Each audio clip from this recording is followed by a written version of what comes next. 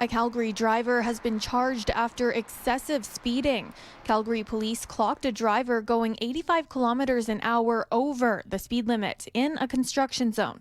He was caught driving 135 in a 50 zone on Stoney Trail Northeast, just west of the Deerfoot on Tuesday when construction workers were present.